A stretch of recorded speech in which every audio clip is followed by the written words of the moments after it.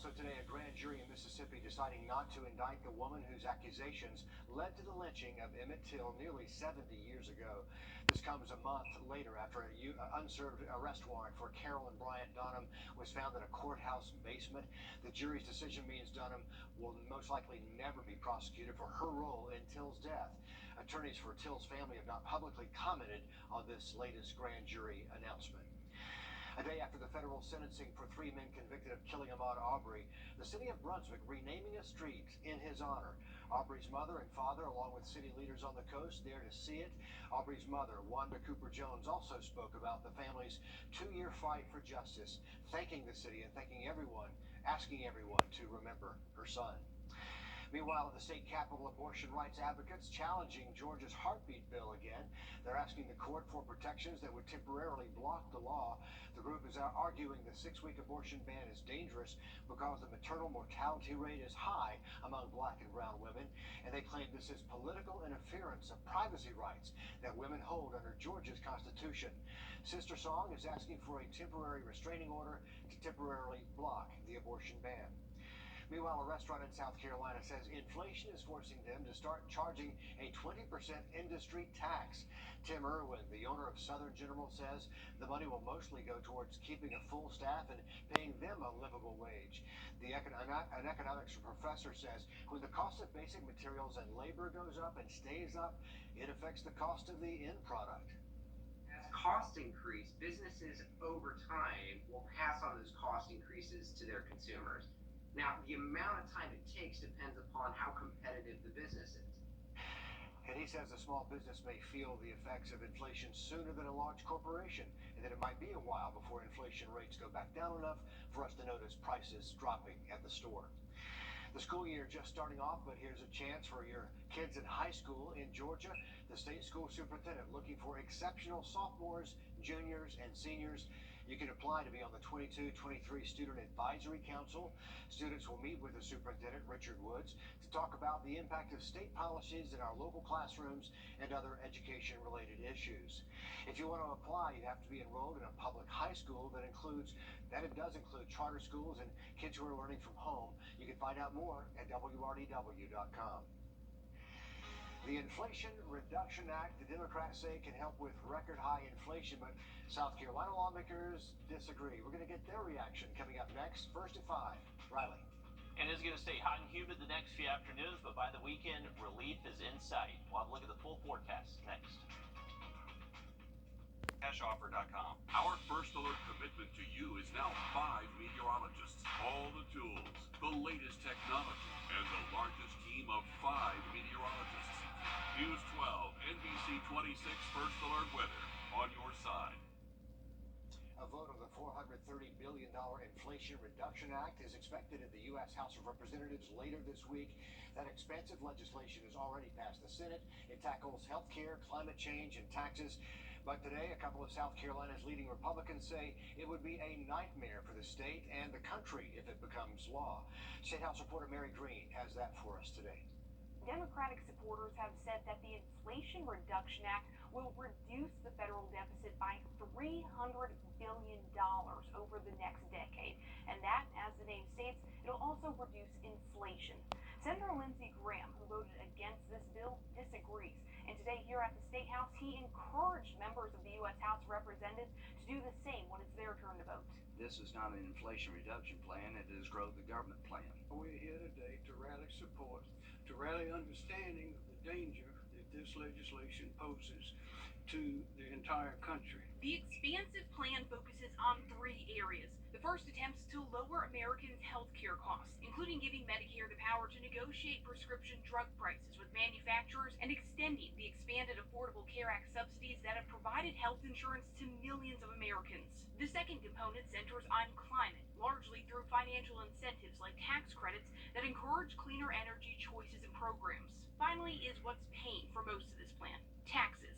The package would impose new taxes on corporations that earn at least $1 billion yearly and sends $80 billion to the IRS to enforce and ensure wealthy companies and individuals are paying taxes.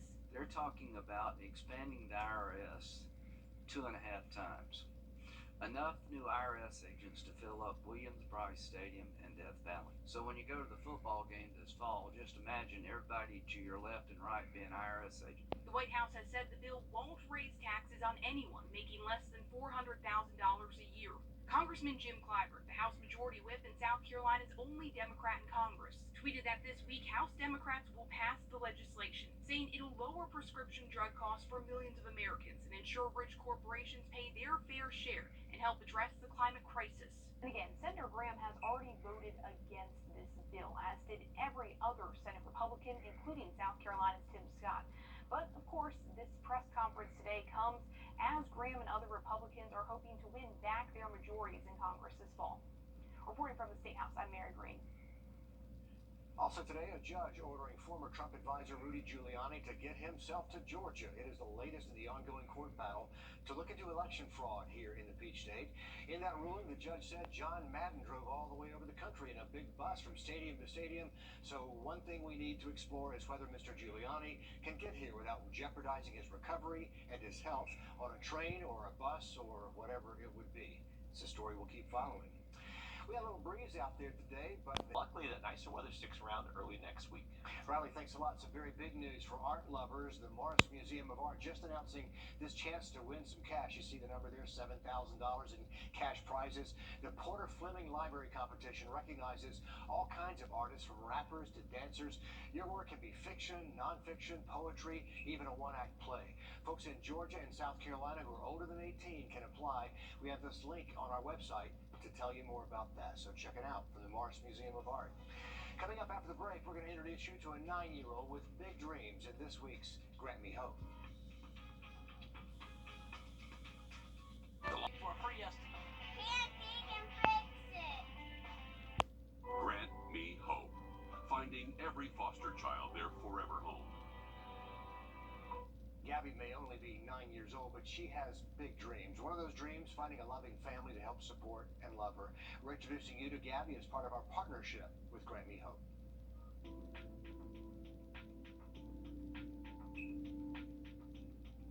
My name is Gabby, and I'm 9.5 years old. I like to draw, color, watch YouTube.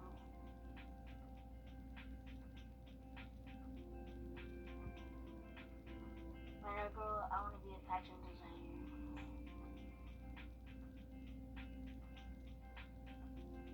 But I'm going to be designing dresses, some new shirts like tank tops, pants, making shorts.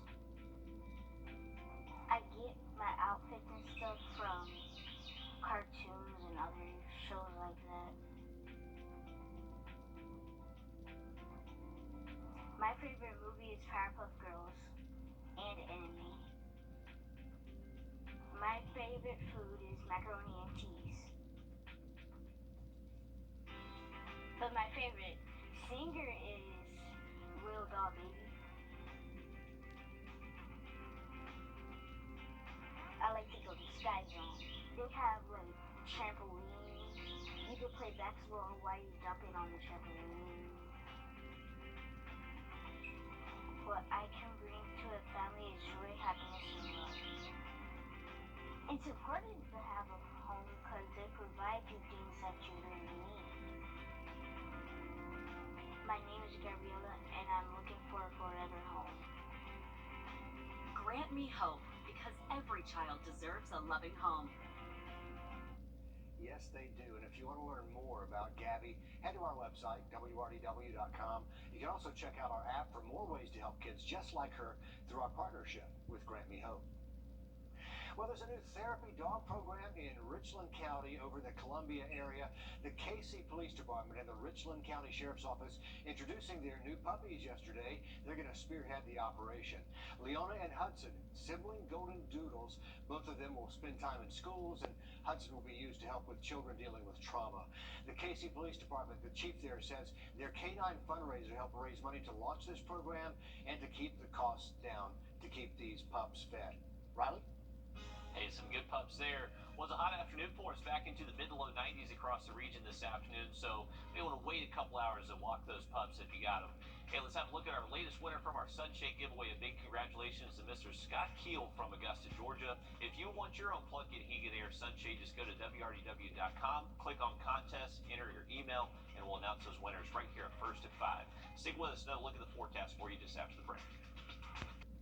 Morning, afternoon, night, Monday through Sunday, 24/7.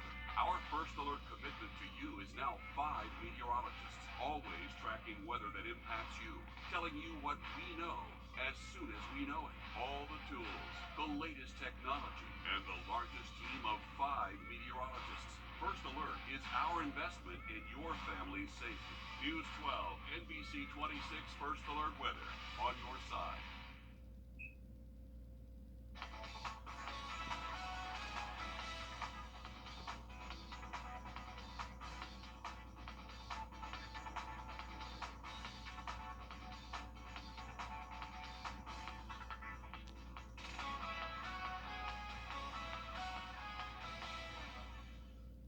Kind of an amazing reunion as we wrap things up here. A family in Texas reunited with their pup.